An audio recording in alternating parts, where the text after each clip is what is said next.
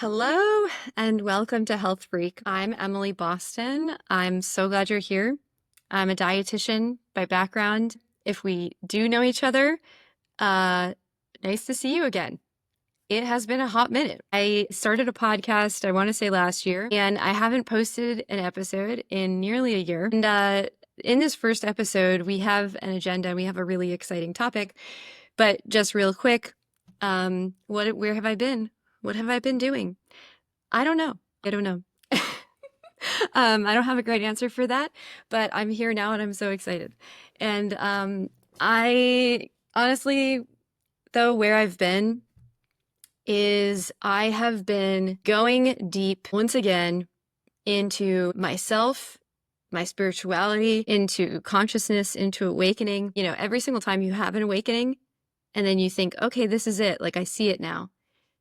And then you have another one and you go even deeper. And so it really becomes kind of a way of life. But this past awakening for me, this past year has brought so much change, so much change. Yeah. Personally, practically in the 3D, in the 5D. And I found myself not knowing how to speak about the things I'm passionate about anymore. So in this awakening, through my expansion, my understanding of consciousness and awareness, and the multidimensionality of this life experience, whatever this is, I found myself really just not knowing what direction to go in because my nutrition philosophy has always been evidence-based. I have a master's degree in public health nutrition. I believe in guidelines and evidence, and I've supported thousands of women with endocrine conditions and enjoyed every second of it. But that no longer feels completely aligned because my entire view of science has evolved significantly. My entire view of health and the human body and the interactions between our body and our environment and the interactions within our body, it's all evolved and it's all expanded. And so Health Freak is, to be honest, it's going to be part me learning what my philosophy is. It's going to be part me talking about whatever the hell I want to talk about and figuring out what that quote unquote niche is. And I think that the answer is probably going to be that it's not a niche and that, the people that find their way here are here for a reason. And I love you and I'm so glad that you're here. That probably didn't make much sense, but that's okay. I am challenging myself to get out of my own way and to stop thinking that I need to have it all figured out before I begin. So if you are in that same boat, let this be a little permission slip for you too, to just start. And you don't have to be perfect. I'm in my bedroom right now at the end of a workday, and I've been wanting to start this podcast for so long because I have so many things I want to talk to you about, so many things I want to hear from you about, and I'm just so ready to create again. So, welcome everyone. Health Freak, the description that I came up with for this podcast so far is this. Health Freak is for the multi-dimensional woman, where energy, emotion, spirit, and science converge to raise your frequency and rewire your reality. We explore emotional health, energetic sovereignty, quantum nutrition, and conscious living for those rewriting the rules of wellness from the inside out. So that's the little intro. I don't think I'm going to do a formal podcast intro, at least not yet, because I find those to be kind of annoying. So there we go. Without further ado, let's get into today's episode. Today, we are going to be talking about She Who Frequencies, Divine Feminine Rising, and Energetic Sovereignty. I want to begin by saying that we are in an extraordinary time. We are in an extraordinary time on the earth. We're in an extraordinary time as women. Because even though politically there's a lot of crap transpiring, to be honest, I can't even fully speak to it because I don't plug into that on a daily basis. You don't need to either. And that could be a whole other conversation, but the political stage is a distraction from the spiritual warfare or these spiritual shifts that are happening on the planet right now. Because right now we have a lot of human beings around the earth elevating their consciousness simultaneously. We have people waking up to truth. We have people seeing their lives from a different perspective. We have people recognizing their oneness with each other and recognizing that separation is an illusion and it always has been. Recognizing that we don't actually need to work. We have all of the resources that we need available to us on this planet, and that this entire thing is truly a matrix. And there are infinite examples of that, but I want to share with you, as we're getting into this episode, how my awakening changed my understanding of the matrix as a woman and as a dietitian. So I'll start with as a dietitian. During my awakening, there were many awakenings, and I'm definitely not done awakening. I don't think we ever are. But it really changed the way that I see nutrition and health and public health. Because ultimately, when I saw through the health matrix, which the short version is this, basically, the dietary guidelines are watered down at best and harmful at worst. And the dietary guidelines are very much driven by industry. And so people are kept in the dark about what could actually keep them healthy, extend their lifespan, save their lives, prevent disease, all the things. And then the people get sick. And then the healthcare system profits off of their illness. And the sugar industry and the meat industry and the dairy industry and the processed foods industry and the protein fortified foods industry, all the industries profit off of our lack of knowledge and the misinformation that we're given. And then this entire process on top of that damages the earth, damages our environment. And then on top of that, not eating well has energetic and spiritual implications as well. So nutrition directly ties into the collective awakening that we are going through on the planet. Because when someone eats in a way that is supportive to how we're supposed to eat, which is basically the exact opposite of the narrative that we are exposed to the most in society, which is the narrative of limit your carbs and focus on protein. That's what we're told, right? Eat high protein, low carb. High protein, low carb is the exact opposite of how we want to be eating for human health and planetary health and for awakening and ascension. Because we have an endocrine gland in our brain. And you guys, when I found this out, this blew my mind because I worked in endocrine clinics for years. I called myself the endocrine nutritionist online, and there's literally an endocrine gland in the center of our brain called the pineal gland that I had never heard of, never heard discussed in an endocrine clinic, never learned about in school, nothing. And the pineal gland is fascinating. Definitely go look it up, do a little ChatGPT, lit search, whatever, because it's really interesting to read about it. But basically, the pineal gland is, the Egyptians used to call it the third eye or the seat of the soul. The pineal gland is, from a biological perspective, it creates melatonin. It's not the only organ in our body that does that, but it creates a lot of melatonin. And uniquely, the melatonin created in the pineal gland goes directly into the cerebrospinal fluid. And so it's an organ involved in dreams and in creative potential and in expansive vision, in connecting to your intuition. And the pineal gland also produces dimethyltryptamine, or DMT, which is called the spirit molecule. And that can be related to dreaming, as well as it's released when we die also. But what happens through the typical Western diet, as well as through the fluoridation of our water, I never thought I would be a person that is against fluoride in the water. I thought that was so hippie in the past, but I'm against fluoride in the water because it hardens and calcifies our pineal gland.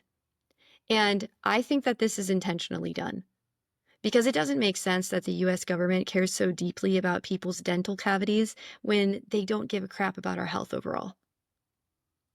So fluoride clogs the pineal gland, it calcifies it, it hardens it, as well as animal products and dairy, and a lack of fiber and high nutrient food. And this gland, the pineal gland, you can also think of it as the kidney of the brain. So if we don't have this filtration system active in our brain, this is where we get a buildup of beta amyloid plaques that can lead to dementia and Alzheimer's.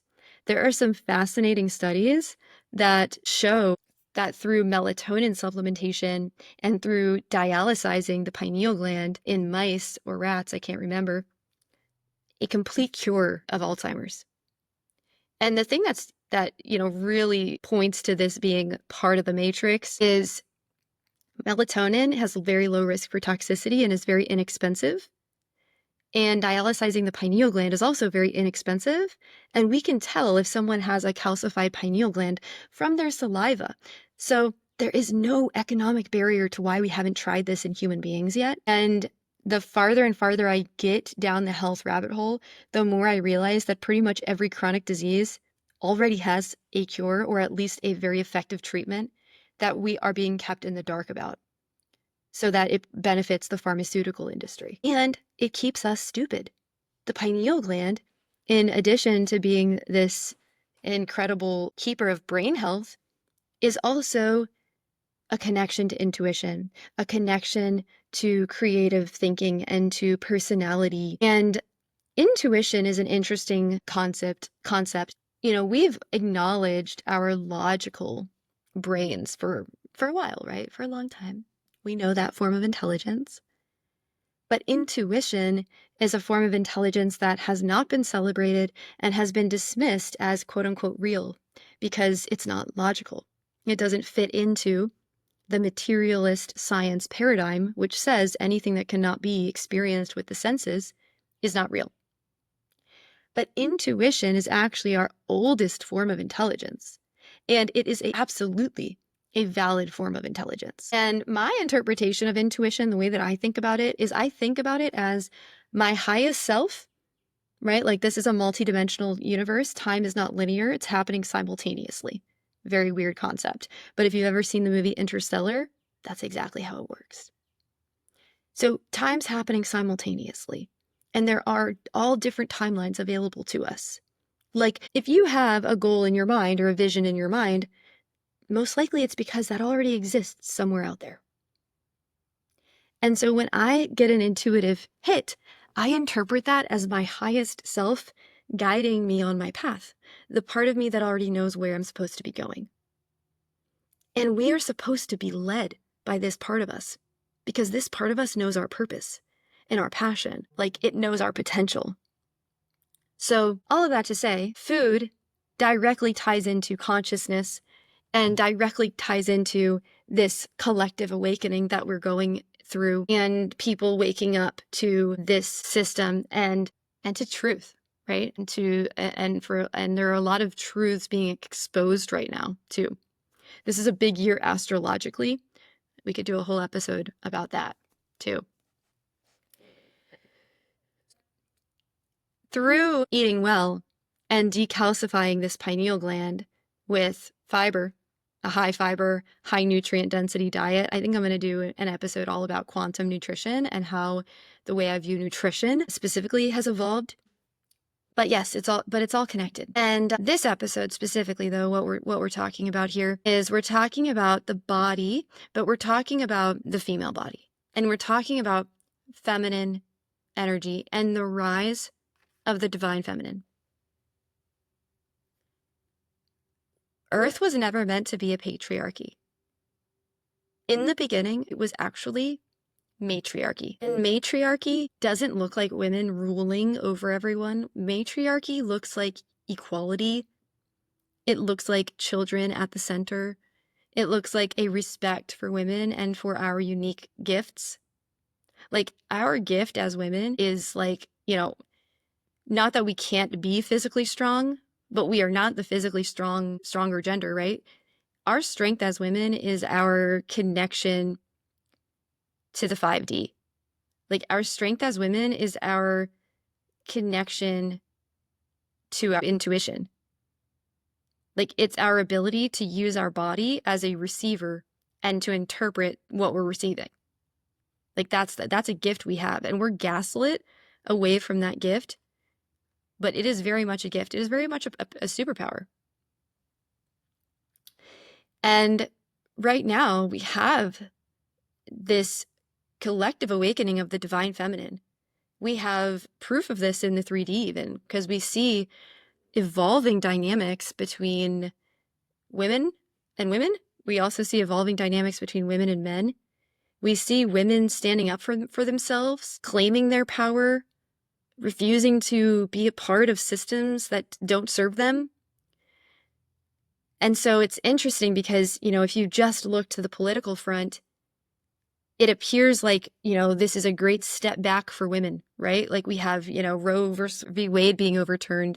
We have insane things happening to women's bodies, women losing control of their bodies once again. Why are men so threatened by us? Interesting.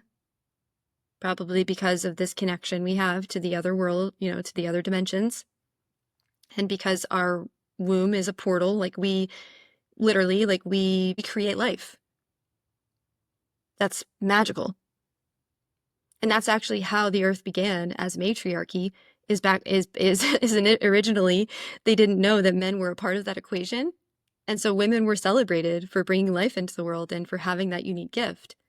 And then once men realized, we're a part of that, it's not that cool, it's not that special, that was the beginning of patriarchy, basically. I'm way summarizing that, and I think I'm going to do a whole episode on that, but it's a really cool time. We have women standing up to their partners and demanding more in their relationships.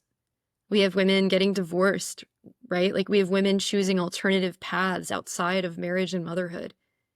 We have a lot of cool stuff happening right now for women. We also have something called the Great Wealth Transfer that is beginning, that will be happening over the next few years, where women are inheriting money from the boomer generation. And for the first time, more wealth will be in the hands of women than men. And when wealth is in the hands of women, we do good things with it. We do aligned things with it. We lead with our values. We lead with love. We care about others. And so I think we're going to see a big shift on the planet towards back to these values, a remembering of these values, a remembering of our common humanity at minimum, and hopefully a remembering of our unity, of our oneness, of the fact that we are all expressions of the same consciousness. And that's very exciting because I heard this in a talk earlier this year, but if all we did was close the gender gap across the world, we would generate enough money to feed every child on the planet for years. We have enough resources to go around to the point where we don't actually need to work. We don't need to be struggling. All of this suffering is completely unnecessary and just fueled by capitalism and patriarchy and emphasis on the wrong things. A world that's been created and led by values that are not core to our soul, right? Values of competition and survival of the fittest and hate, greed, anger, all of it. Just a complete attachment to the 3D and to ego, wanting to feel superior, right? And this is all coming from the top. I mean, it's all coming from patriarchy. Because women, when women awaken, when women evolve in consciousness, it actually looks very different from men. When men awaken and evolve in consciousness, it should look like enhanced empathy, right? It should look like more kindness, more giving. For women, it tends to actually need to look the opposite. It needs to look like stronger boundaries, higher standards, less people pleasing, more being true to yourself, prioritizing your own energy, putting your energy back into you, That's what awakening looks like for women. It's like this remembrance of like, I don't exist purely to give to everybody around me to the point where I'm depleted. Because when women give to themselves, our energy is alone is enough to influence without us having to do very much. So this rising of the divine feminine, or, to put that in more down to earth language, this remembering of our power as women, it's a collapse. It's a collapse of outdated systems, and it's a return to intuitive living. And just that value shift alone changes the way that we think about the body, right? Because in patriarchy, the body has always been talked about like as a machine, right? Like a machine that we can fix. But what the body actually is it's an ecosystem. Just like we're an ecosystem. Like we're all connected. We're connected to the earth. The earth is connected to the cosmos. We're connected to the cosmos. Everything is connected. And so everything in the body is connected. You can think of the body almost as a one organism, not as a machine with different parts that need fixing, but as one organism that requires the right habitat, the right environment to thrive. This is why this is episode 1. This is episode 1 because in my work with women as a dietitian, the reason women are unhealthy 9 times out of 10, it's not just because like they're not eating well and they're not exercising. 9 times out of 10, their biggest block when it comes to health is the relationship they're in, is the people pleasing and the living for others, that pattern. It's unprocessed, unhealed trauma from a lifetime of, from a lifetime of living in patriarchy. It's nervous system regulation, it's emotional health, it's individuation, and understanding the unconscious mind and the conscious mind and how we make decisions. Those are actually the things that keep women unhealthy. Those are the things that keep women in bodies that they don't want to be in, or in patterns that they don't want to be in, or in illnesses that they don't want to experience, truly. When I meet someone who has a lot going on health-wise, I almost immediately know they have a lot going on personally. Like, there's more to the story. Health problems don't come out of nowhere because it's all connected, right? So if consciousness precedes science, which we know it does now, and then everything has a consciousness, then it's not just what we do that matters. It's how we feel about what we do that matters, how we think about what we do that matters, how we feel about ourselves, how we feel about others. Our feelings are important after all. Yeah. You can be eating all of the right things, but if you look in the mirror every day and you say things to yourself that are fueled by hate, self-hate, you won't be. Like, maybe you've had this experience even, right? Like, you won't hit the weight loss metric that you want to see, or you won't have more energy, right? Or you won't build a better immune system. It's really, really wild. And this kind of ties into this idea of energetic coherence, which is not an esoteric concept. Like, every cell in the human body emits light frequency, and that light frequency creates this aura, basically, the energy body. And we see in studies, like we can see people that are ill have incoherent energy bodies. They have breaks in the energy body. And people that are healthy, they have a cohesive, strong, bright, luminous energy body. And like, I know that this is real with every cell in my body, because since I've had this understanding of truly like the body as one and how powerful our thoughts are in that equation and how powerful our emotions are in that equation, knock on wood, me and my kids, no one's been sick in 8 months. 8 months. Like, This stuff really, really works. So the rise of the divine feminine is really a metaphor for the new earth, for a new paradigm, which is so exciting. So exciting. And yes, there are going to be growing pains. There's going to be transition. It's going to feel like it doesn't make sense until one day it does. But this is such an insane time to be alive, you guys. Like, what a time to be alive. We are literally creating a new way of being on the planet because we have to. Because if we don't, the Earth is going to be fine, right? Like, she's intelligent. She's conscious. There's a hypothesis called the Gaia hypothesis that talks all about this. Really interesting. Let me know if you'd want to hear more about that. But she's conscious. Like, she's fine. She's not going to perish to global warming. We will, right? If we don't shape up, we will. So, like, the time is now. We have to change things. We have to change from the current values that are running the system if we want to survive. Like, yeah, it's an amazing, amazing time. And so the body is an energetic field. It's not a machine. It's an ecosystem. I want to end this episode with some practical little something that you can take into your life today. And so what I'm going to do to share that with you is I want to talk about how we as women protect our energy.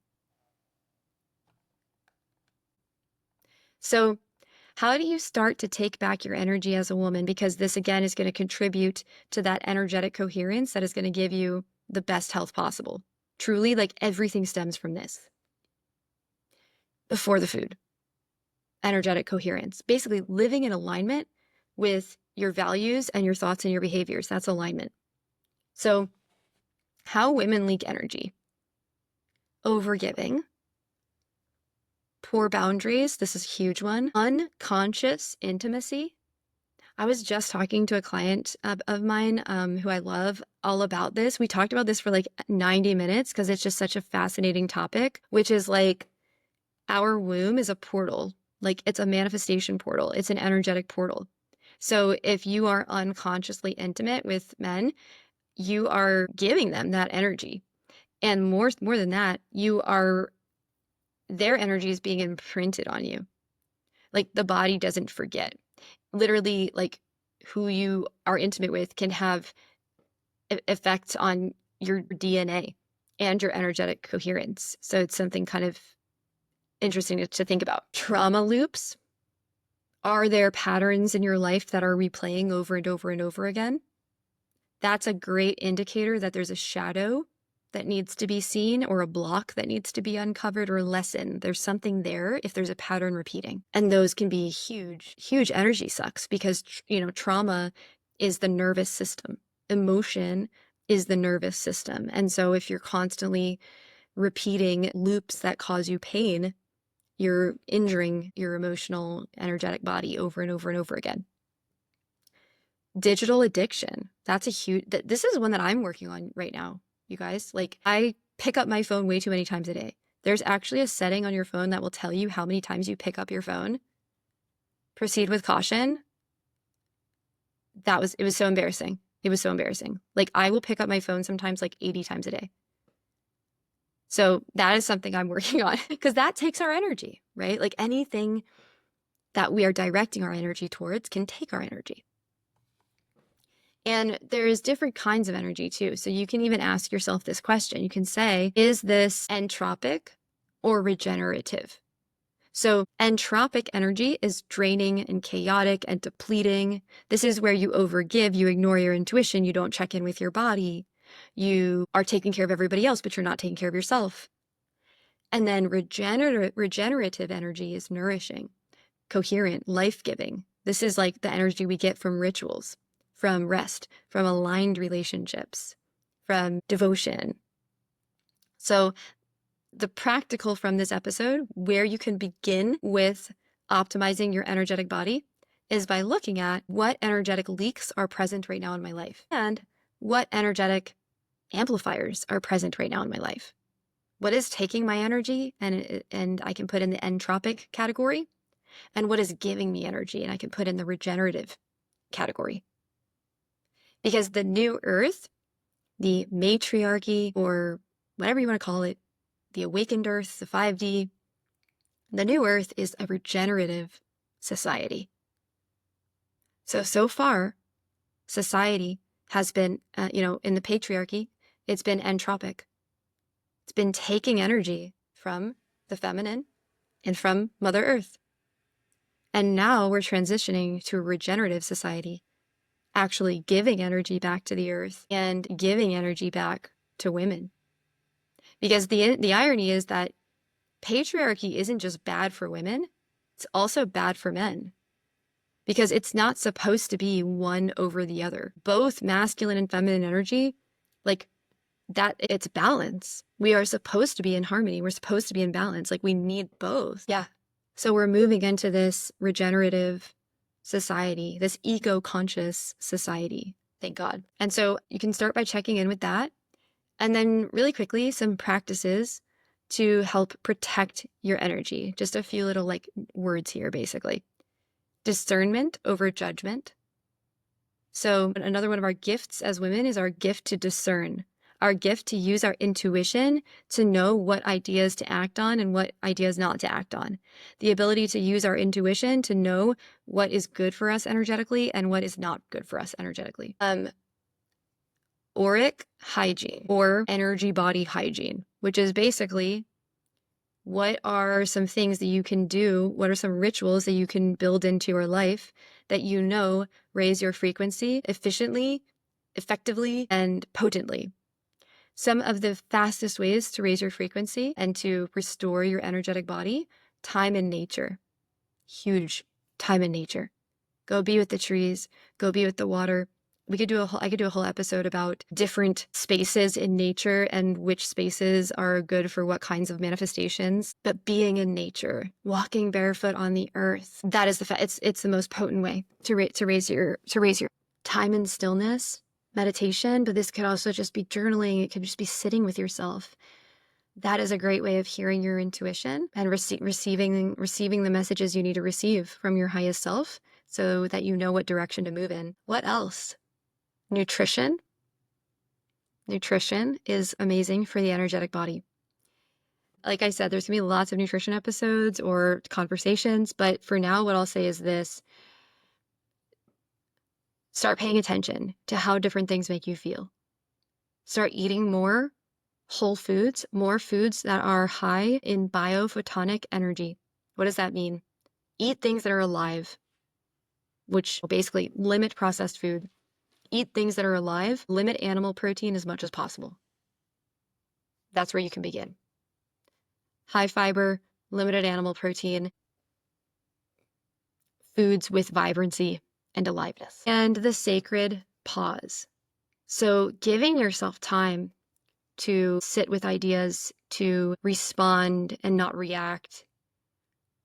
That way you can maintain your power and your integrity, but you also just give yourself a second to hear your intuition before you respond to whatever it is.